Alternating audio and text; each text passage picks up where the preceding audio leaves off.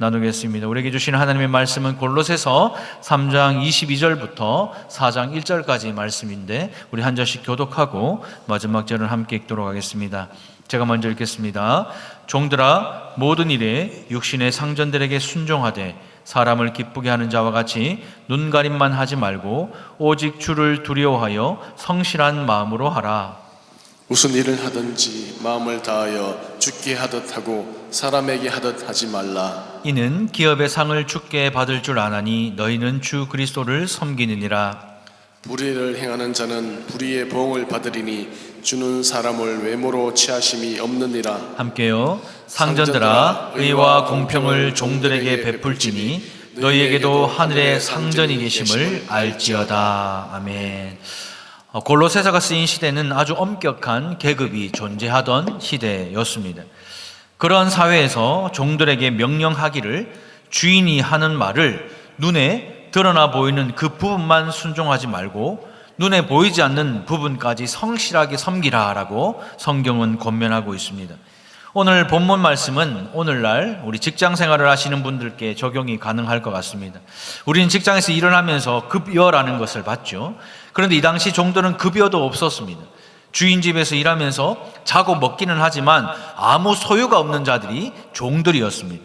바울은 그런 종들에게 주인이 시키는 일을 할 때에 주인 눈치 보지 말고 주인을 두려워하면서 눈가림만 하지 말라, 이렇게 말씀하고 있는 것이죠. 왜냐하면 이 당시 대부분의 종들은 눈가림을 하면서 일했기 때문입니다. 왜요? 아무리 일해도 열심히 일해도 티나지 않고 또 내가 아무리 열심히 일해도 소득은 다 주인이 가져가니까 일할 아무런 의욕과 또 이유가 없었던 것입니다. 그런데 바울은요, 성도가 된 종들을 향해서 오늘 이 본문처럼 말씀하는데 주인이 보고 있는 일이나 주인이 평가해 줄 만한 그 일, 잘 보일 만한 그 일만 열심히 하지 말고 잔꾀 부리지 말고 요령 피우지 말고 눈을 속이지 마라, 이렇게 말합니다. 그리고 일을 할 때에 전심으로 성실하게 주인을 섬기라, 이렇게 말합니다. 예수 믿지 않는 종들은 나의 소유가 없고 내 것이 아무것도 없으니까 눈가림만 하면서 잘 보이려고 일하지만 예수 믿는 너희들은 그러면 안 된다라고 우리에게 말씀하는 것입니다. 지금 이 시대를 살아가는 우리 성도들에게 또 다른 경종을 울리는 것입니다. 여러분들은 직장 생활을 하실 때에 또 여러 가지 삶의 상황과 환경 속에서 어떻게 살아가고 계십니까? 직장 생활을 하실 때 정말 죽게 하듯 직장 생활을 하고 계십니까? 가정에서도 부부간에 정말 죽게 하듯 섬기고 사랑하고 계십니까? 자녀들과의 관계도 마찬가지고 교회와도 신앙생활 할 때도 그렇게 섬기고 계십니까? 아마 그렇지 못할 겁니다. 눈에 보이는 곳, 눈에 잘 띄는 곳, 인정받을 만한 곳, 거기에 있기를 좋아하지 낮고 낮은 곳에 누가 있고 싶겠습니까? 그런데 오늘 성경은요, 우리에게 다시 한번 말씀을 합니다.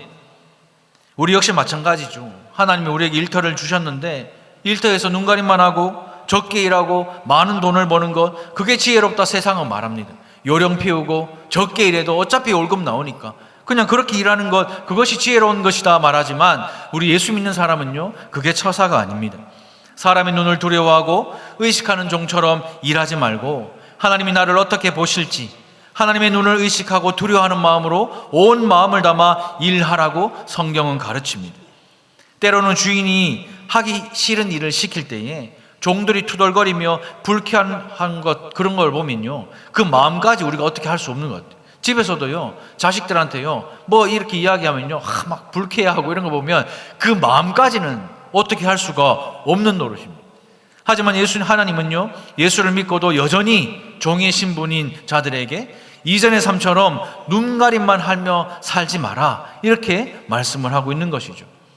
진심으로 성실함으로 주인에게 순종하고 복종하면서 일해야 한다라고 가르치고 있습니다. 주인의 종이기도 하지만 이제는 그리스도의 종이 되었기 때문에 사람 주인의 눈이 아니라 진짜 주인이신 하나님의 눈을 의식하고 그분을 두려워하는 마음으로 일해야 한다라고 성경은 우리에게 권면하고 있는 것이죠. 우리가 부름받은 일터에서 전심으로 성실한 마음으로 일하라는 이 말씀은 우리를 한 단계 더 높은 곳으로 데리고 갑니다. 사실 이것만 해도 우리에게는 벅찬 수준이잖아요. 남들처럼 잘 먹고 잘 쉬고 좀 눈가림하면서 그냥 좋은 게 좋은 거라고 그렇게 살면 쉽잖아요. 좋잖아요. 괜찮잖아요. 근데 성경은요, 그렇게 살지 말라고 합니다.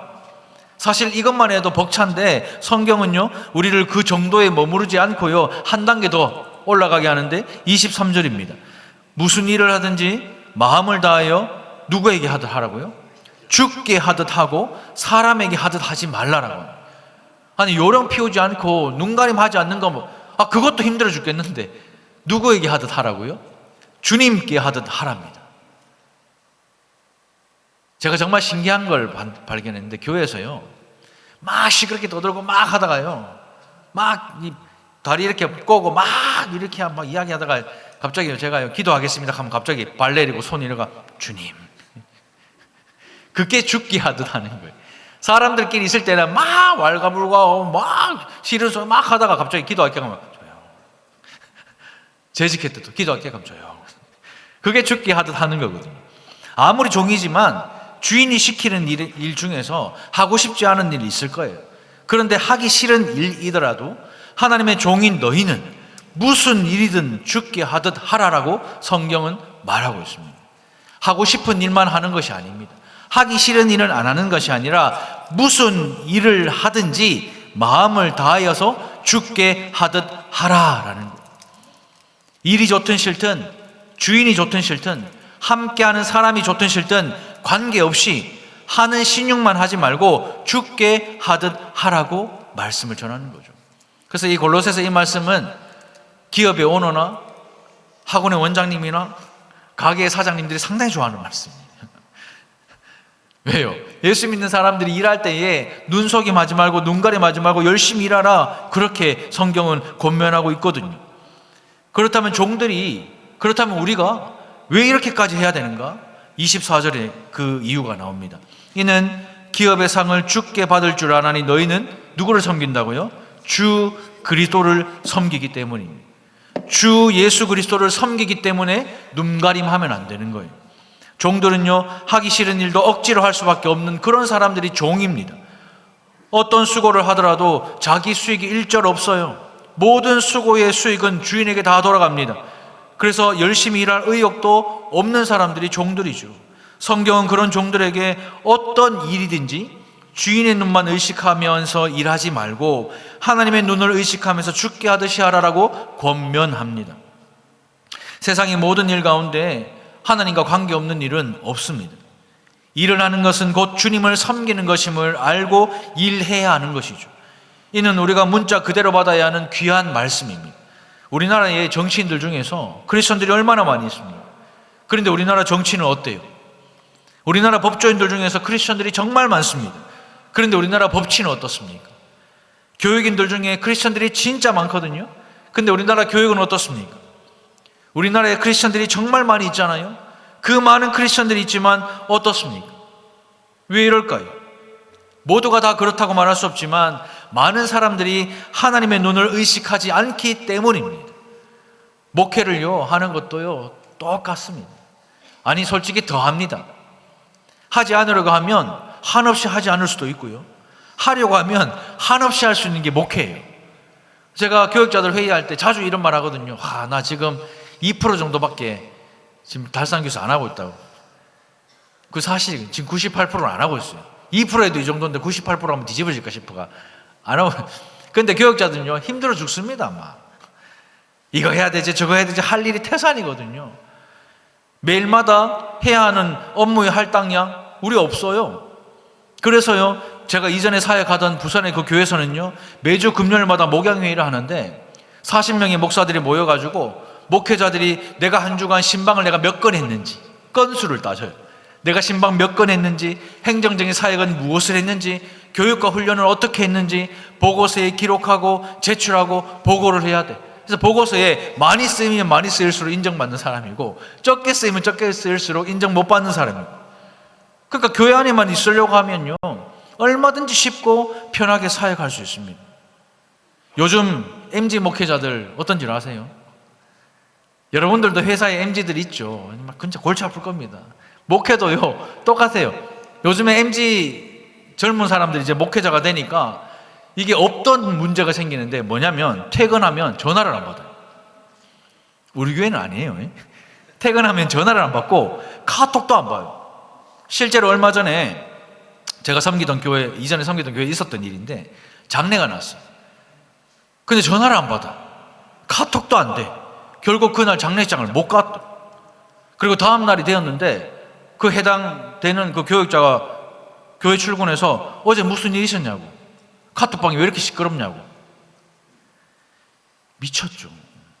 세상 착한 목사라서 그냥 있었지, 만약에 저 같으면 요단강 건넜어요 그 사람. 진짜 이것은 죽게 하듯 하는 게 아니잖아요. 사람에게 하듯 하는 겁니다. 실제로 얼마 전에 제가 세미나를 들었는데 교회에서요, 어떤 권사님이 자기 구역 식구가 급하게 병원에 입원해서 저녁 6시인가 7시쯤에 병원 신방을 가야 돼가지고 목사님 전화를 했대요, 담당 목사님한테. 그러니까 목사님 지금 저희 구역 식구가 병원에 입원했는데 신방을 좀 가야 됩니다 하니까 목사님 뭐라는 줄 알아요? 저 죄송한데 퇴근했거든요, 내일 가시죠 하고 끊어버렸어. 그건 죽게 하듯 하는 게 아니잖아요. 또요, 저랑 친한 목사님이 있어요. 형인데 분당 우리 교회에서 29개 교회가 분립 개척 나갈 때 용인에 지역을 받고 개척 나간 목사님이십니다. 분립해서 나갔죠. 그러니까 이제 새로 시작하니까 젊은 목사들을 많이 뽑았어요. 많이 이제 목사들이 초빙되어 왔는데, 목사님이 상가에 있는 교회인데 화장실을 가니까 손을 닦고 휴지를 버리는 거 있죠. 우리도 여자 화장실, 남자 화장실 있죠. 똑같습니다. 가잖아요, 넘쳐. 땅바닥에 휴지가 다 흘러나. 근데 제가 그때까지 볼 때는 아무도 그거 주워가 넣는 사람 없고 누르는 사람 그냥 아무도 못 봤어요. 우리 교회에서 제가 눌렀어요. 제가 주워서 넣었어요. 아무도 안 해. 넘치는데 닦고 그 위에 그대로 딱 놔요.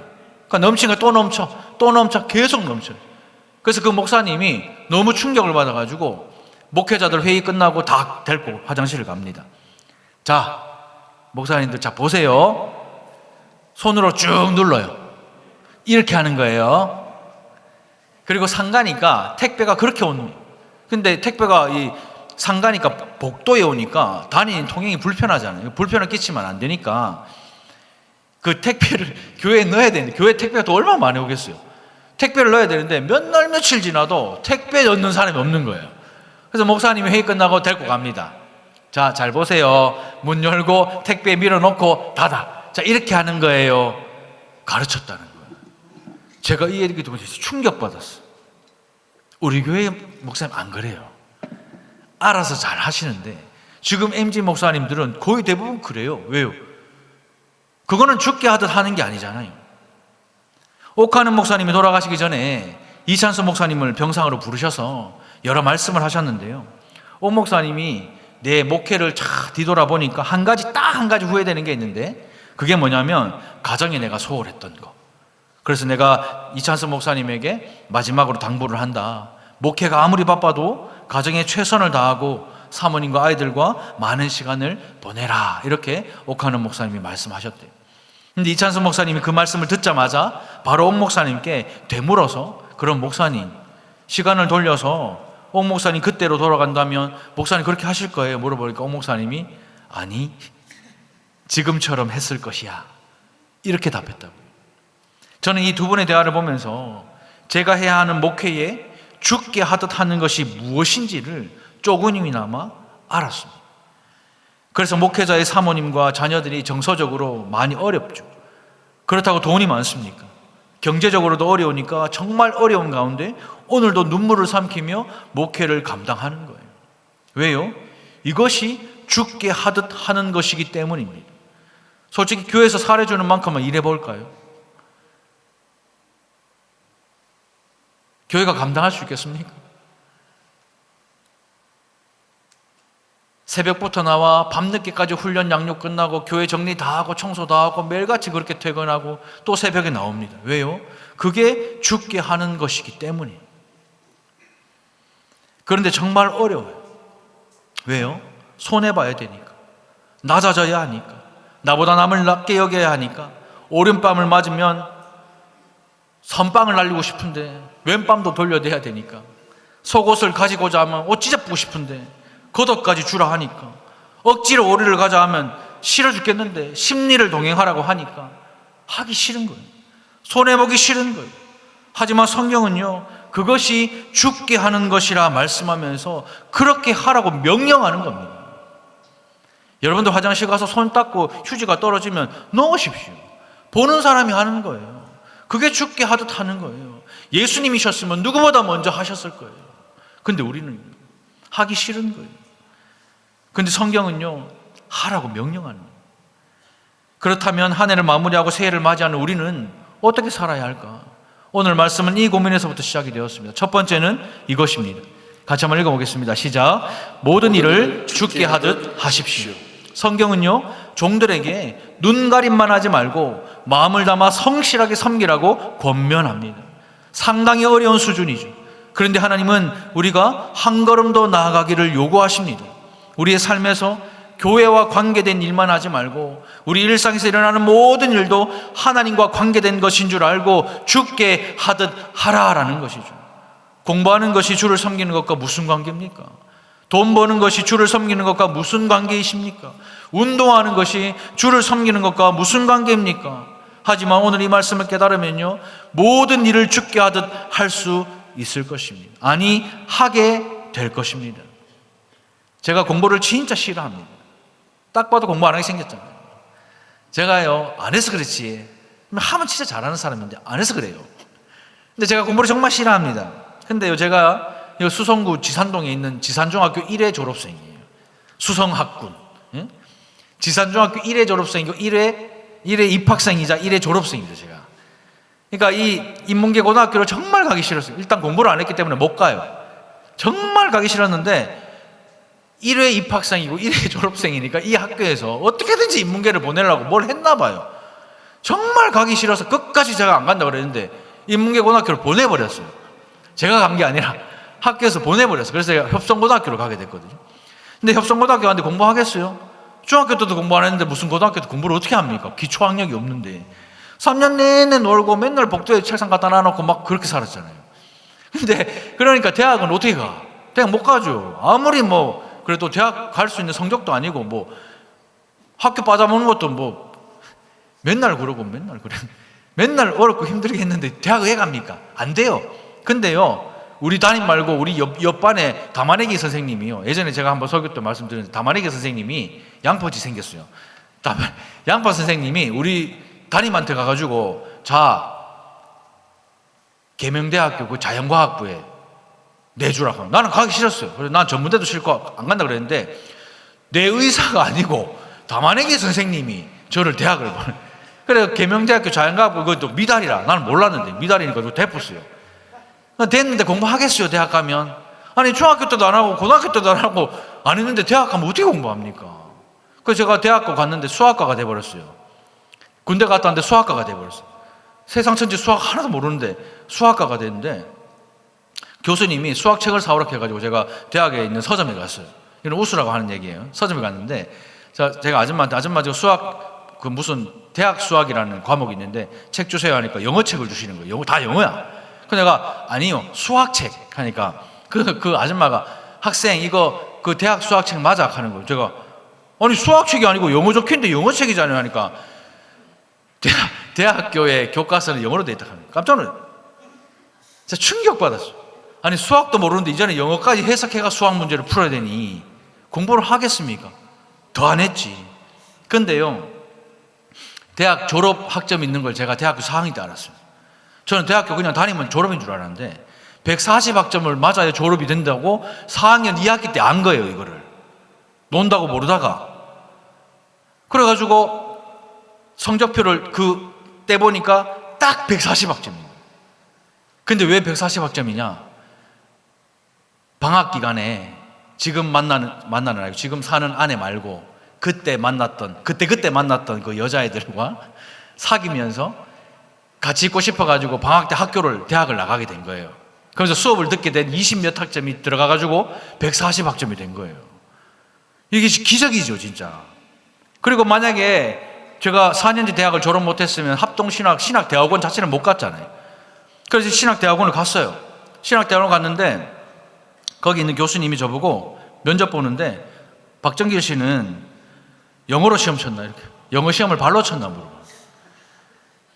저 면전에 대고 박정길 씨는 영어 시험을 발로 쳤나 물어봐요. 제가 그래서 그때도 좀 똘끼가 있었나 봐. 제가 수학과라 영어를 잘 못합니다. 그랬거든요. 그러면서 또 그 교수님이 이 천공에서 왔네, 이다희네 하면서 나가시는 거예요. 문을 폭 닫고. 면접 보는 교수님이 우리 교단 보고 이다희라 하면서 나가는 거예요. 그래서 제가 열받아가지고 벌떡 일어났는데 의자가 막 와장창 가서 뒤집어졌어요. 그래서 제가 공부하고 싶습니다 하고 저도 나가버렸어요. 그리고 면접이 끝났어요. 그럼 합격일까요? 불합격일까요? 합격이 불합격이에요. 당연히 불합격이죠. 그래서 제가 이제 짐 싸가지고 대구 내려가려고 이제 그래 좋은 경험했다 싶어가 대구 내려가려고 했는데 같은 방에 있던 그분이 그래도 여기까지 왔는데 수원까지 왔는데 합격한 건 뭐 합격 그건 보고 가야 되지 않냐. 내가 볼 게 뭐가 있어요 지금 이 판국에. 난 볼 거 없다 그냥 갈란다 했는데 그냥 바로 나오니까 보라 해가지고 기다렸어요. 봤어. 합격했어요 안 했어요? 했어요. 있죠. 추가 합격도 아니고요. 막 정시에 내 이름이 있는 거예요. 진짜 깜짝 놀랐어요. 그래서 제가 나중에 합격하고 나서 학교 가서 그 교수님한테 물어봤어요. 영어 시험 발로 쳤네 그분한테. 왜 제가 합격됐죠 하니까 자기가 신학교 교수를 10수년 20년을 했는데 제 같은 사람 처음 본대요. 목회자가 되겠다고 하고 왔는데 똘끼 있는 사람 자기가 처음 봤다는 거예요. 그래서 이런 사람도 예수 믿고 목회자를 할 수 있는가 궁금하고 의심스러워가지고 그때 면접 보던 교수들이 합의해서 저를 넣어줬다. 이게 하나님의 은혜 아닙니까? 그지요? 그러다가 고려신학대학원까지 제가 갔잖아요. 제가 꿈을 진짜 잘 안 꾸는 사람이에요. 지금 저희 아버지 돌아가시고도 제 꿈에 한 번도 나온 적이 없어요. 우리 가족 꿈에는 그렇게 자주 나오는데 제 꿈에는 한 번도 안 나와요. 그렇게 제가 꿈을 잘 안 꿔요. 그런데 1년에 꿈을 몇 번씩 꾸면서 진짜 식은땀 흘리고 일어나는 꿈이 뭐냐면 대학 졸업 못하는 꿈인 거예요. 그만큼 대학 졸업한 게 저한테 스트레스고 지금도 막 이게 막 스트레스라 가지고 자다가 막 식은땀 흘리고 일어나면 대학 졸업 못했다 나는 지금. 근데 일어나 보면 알거든요. 그게 아직도 저한테는 스트레스고 상처. 그 정도로 공부를 안 했는데요. 죽게 하듯 하라는 이 말씀이 무엇인지를 깨닫고 나니까 공부가 되더라는 거예요. 좋은 학교나 취업을 위해 공부하는 것, 그게 목적이 아니에요. 목회하는 것, 공부하는 것, 취업하는 것, 돈 버는 것, 이 모든 일이 주님을 영화롭게 하는 일이고 주님을 기뻐하는 일이기 때문에 인생의 의미와 가치가 달라져 버리는 거예요. 그래서 이제는 시간을 들여도 아깝지 않고 인생을 들여도 아깝지 않은 거예요. 그때부터 하나님의 자녀가 되는 권세를 누리기 시작하는데 제가 말씀을 준비하면서 하나님의 자녀가 되는 권세가 뭔가 고민을 해보니까 뭔가 대단한 능력을 발휘하고 뭔가 대단한 위치에 올라가고 그것이 하나님의 자녀가 되는 권세가 아니라 하나님을 위해 드리는 모든 것, 하나님을 위해 하는 모든 일 아깝지 않은 거예요. 하나님을 위해 내 자녀 들여도 아깝지 않고 하나님을 위해 내 시간과 돈 들여도 하나도 아깝지 않은 것이 하나님의 자녀가 되는 권세인 줄 믿으시기 바랍니다. 이 말씀을 깨닫게 되면요, 내 인생에서 힘을 줘야 할 부분과 힘을 빼야 할 부분이 무엇인지 구별되기 시작합니다. 여러분들의 삶은 어떻습니까? 한 해를 한번 돌아보십시오. 막연한 종교 생활, 그냥 열심만 있는 삶, 다른 사람과의 경쟁에서 뒤처지지 않기 위해서 악착같이 살고 있지는 않으십니까? 하나님 앞에서 눈가림만 하고 사람의 눈을 의식하며 그렇게 살고 있지는 않으십니까? 오랜 신앙생활을 했지만 모든 일을 죽게 하듯 하지 않고 그냥 교회 와서 예배만 드리고 일상으로 돌아가면 부끄럽고 미안해서 주변 사람들에게 내가 교회 다닌다는 말도 못하는 그런 삶을 살고 있지는 않으십니까? 기억하십시오. 우리의 모든 삶은 주님과 관련 없는 것이 하나도 없습니다. 숨을 쉬는 것과 먹는 것과 하는 일과 살아가는 모든 삶을 주님께 하듯 하십시오. 신실하고 진실하게 일상을 살아가십시오. 가정에서 자녀들을 양육할 때도, 일터에서 일을 할 때도, 심지어 교회에서 신앙생활을 할 때도 주님을 섬기는 마음으로 감당하라고 우리를 가정으로, 직장으로, 교회로 부르셨습니다. 신령한 일이 뭡니까? 여러분들 신령한 일 많이 이야기하잖아요. 신령한 일이 뭐죠? 교회에서 선교하고 전도하고 목회하면 그게 신령합니까? 그러면 선교사나 목사만 거룩한 일을 하니까 신령한 사람입니까? 아닙니다. 우리 삶의 모든 일이 주님과 관련이 있는 줄 알고 그렇게 믿고 일상을 주께 예배하는 것처럼 살아서 우리 자신을 거룩한 산제물로 하나님께 드린다면 그 사람이 신령하고 거룩한 사람이 되는 것이죠. 이것이 하나님이 우리에게 기대하시는 영적인 예배입니다. 결론적으로 모든 일을 주께 하듯 하는 것은요, 모든 일을 하나님을 예배하는 것처럼 우리 자신을 거룩한 산 제물로 드리는 것, 죽은 제물이 아니라 살아있는 제물로 드리는 것입니다. 그리스도인인 성도가 죽은 제물이 아니라 산 제물이 되어서 모든 일을 주께 하듯 한다면 우리의 가정도, 우리의 교회도, 정치, 경제, 사회, 문화, 종교 모든 영역에서도 회복과 치유의 역사가 일어나게 될 줄로 믿습니다. 성도인 우리가 선한 일을 한두 가지 한다고 문제 해결되는 게 아니에요. 가정에서도, 직장에서도, 교회에서도 우리의 몸을 의의 병기와 산제물로 하나님 앞에 드릴 때에 그때 회복될 것입니다. 우리의 일상이 눈가림의 연속인데 교회 오면 거룩하게 사는 것처럼 보이기 때문에 이 시대 교회에 그렇게 문제가 많고 이 시대 성도들이 그렇게 문제가 많은 겁니다. 그렇다면 이제라도 우리부터 변화되십시다. 우리 달산교회부터, 달산교회 성도들부터 변화되십시다. 일상의 모든 삶과 일을 주께 하듯 살아갑시다. 만나는 사람마다 주께 대하듯 하십시오. 대화할 때도, 삶을 살아갈 때도 주께 하듯 하십시오. 그렇게 살아갈 때에 우리의 마음을 만져주시고 우리의 기도를 들어주시며 우리 영혼을 새롭게 하시고 주님의 길로 인도하실 것입니다. 한 해를 보내고 새로운 한 해를 맞이하는 오늘 이런 은혜가 있기를 주님의 이름으로 축원합니다. 두 번째는 이것인데요, 같이 한번 읽겠습니다. 시작. 주님만 섬기십시오. 일상의 모든 삶과 일, 또 만나는 사람에게 죽게 하듯 한다면 어떤 일이 우리에게 일어나는가? 24절인데요 이는 기업의 상을 죽게 받을 줄 아나니 너희는 주 그리스도를 섬기느니라, 이렇게 말합니다. 종들은요 기업이 없습니다. 기업은 고사하고 개인의 소유도 없죠. 소유는 전부 주인 것입니다. 요종이 극심한 해산의 고통을 하여서 아이를 낳아도 심지어 그 아이조차도 주인의 소유입니다. 그런 종들에게 주께서 기업의 상을 받을 것이라고 약속하십니다. 사실 우리는 눈에 보이는 것에 마음을 많이 빼앗기죠. 하나님이 무엇을 보시는지는 관심이 없고 그냥 눈에 보이는 것으로 평가합니다. 그래서 어떤 사람이 그 직장에서 어떤 직책을 가지고 있느냐에 따라서 그 사람의 가치를 평가합니다. 그 사람이 그 직장에서 얼마 받느냐에 따라서 그 사람의 가치를 평가합니다. 그래서 우리는요 이 세상을 살면서요 눈에 보이는 것에 마음을 많이 빼앗겨요. 심령이 가난한 자는 천국이 그들의 것이다 말씀을 알면서도 우리는 심령이 가난하고 싶지 않아요. 애통하는 자는 위로를 받는 줄 알면서도 우리는 애통하고 싶지 않아요. 온유한 자는 땅을 기업으로 받는 줄 알면서도 온유하지 않습니다. 의에 줄이고 목마른 자는 배부를 것임을 알면서도 줄이고 목마르고 싶지 않은 거예요. 긍휼히 여기는 자는 긍휼히 여김을 받을 줄 알면서도 긍휼히 여기고 싶지 않은 것입니다. 마음이 청결한 자는 하나님을 볼 것을 알면서도 마음이 청결하지 않아요. 화평하게 하면 하나님의 아들이라 일컬음을 불릴 줄 알면서도 화평케 하지 않습니다. 의를 위하여 핍박, 박해를 받으면 천국이 그들의 것임을 알면서도 박해받고 싶지 않아요. 예수님 때문에 욕먹고 박해를 받고 악한 말 들으면 하늘에서 상이 크다고 성경은 분명히 말씀하는데도 예수 때문에 욕먹고 박해를 받고 악한 말 듣는 거 싫어합니다. 왜 그럴까요? 하나님이 보시기에 어떤가 거기에 관심을 갖기보다 사람들이 나를 어떻게 보느냐 거기에 더 많은 관심을 기울이기 때문에 그렇습니다. 오직 한 분 주님만 섬겨야 하는데도 주님도 섬기고 세상도 섬기고 돈도 섬기고 때에 맞게 섬기기 때문에 그렇습니다. 목회를 하다 보면요 진짜 별의별 사람 다 만나요. 야 진짜 이런 사람도 있네 싶은 사람이 많아요. 근데요 와 저 사람은 좀 다르네, 아 저 사람 좀 다르겠지 생각되는 사람이 있습니다. 그런데 진짜 달라요. 섬기는 것도 달라요. 생각하는 것도 달라요. 배려하는 것도 달라요. 판단하는 것도 진짜 달라요. 그런데요 결국 다를 바 없습니다. 왜요? 우리는 다 죄인이고 악한 자들입니다. 그런 우리에게도 하나님은요 일상을 죽게 하듯 살아가는 그 종들의 땀과 수고를 내가 하나도 잊지 않으시고 기업을 주시겠다 약속하시는 것입니다.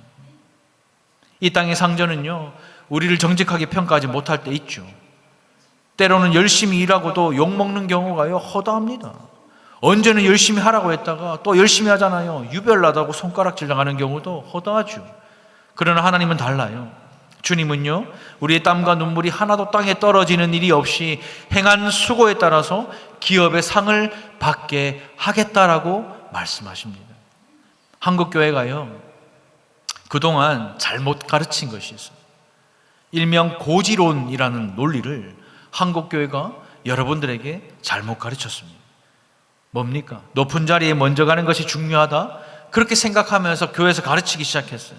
기독교인들이 세상 사람들보다 높은 자리에 올라가야 그 영향력을 끼칠 수 있다. 그 논리를 교회에서 가르치기 시작했습니다. 예를 들면 높은 위치에 있는 사람이 야, 교회 한번 나가자. 예수님 믿어라. 이 말을 하고, 그렇지 않은 사람이 교회 한번 나갈래? 예수님 믿자. 이 말하면 누구 말을 더 듣겠습니까? 자, 상식적으로 누구 말을 더 듣겠어요? 높은 위치에 있는 사람 말을 더 듣겠죠? 그게 고지론입니다.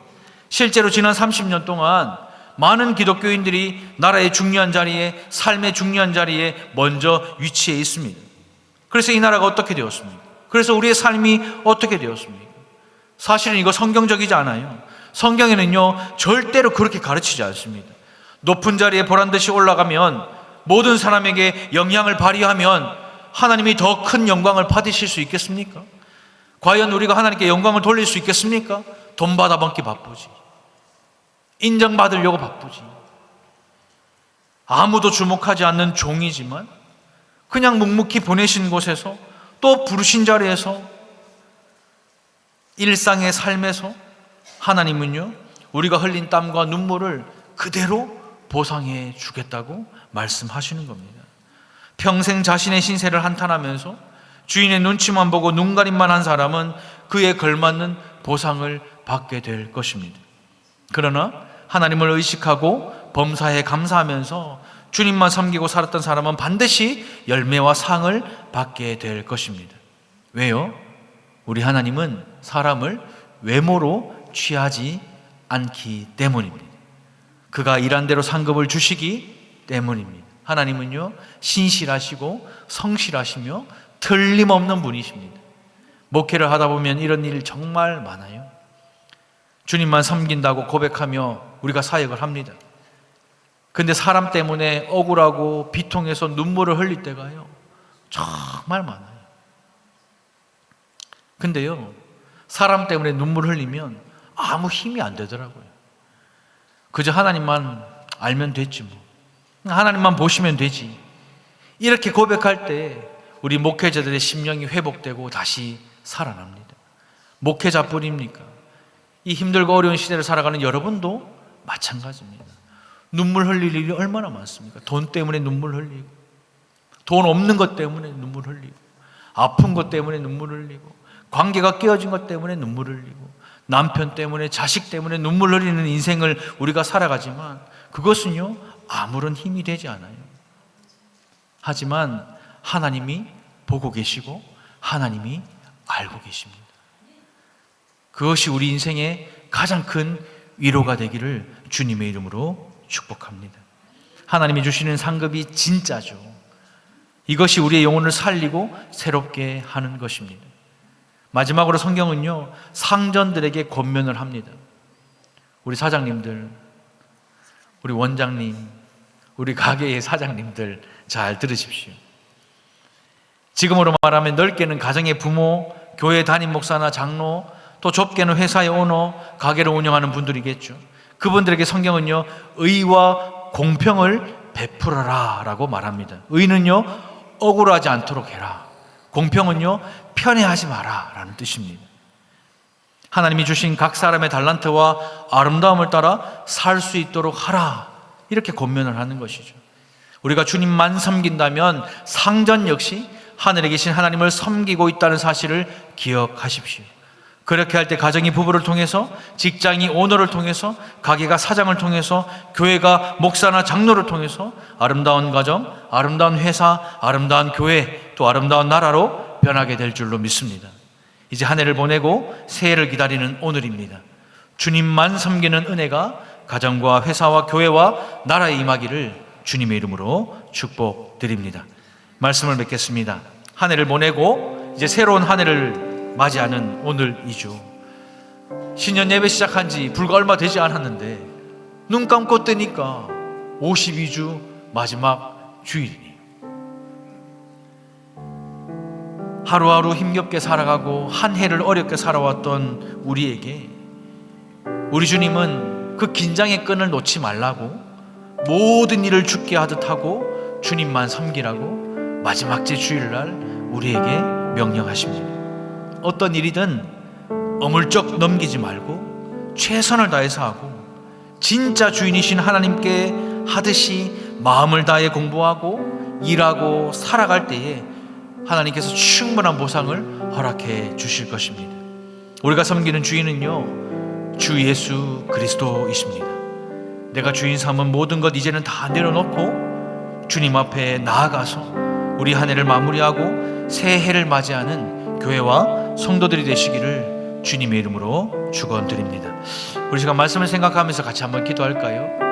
한 해를 한번 돌아보십시오. 내가 지금 주인으로 삼고 있는 것이 무엇인가?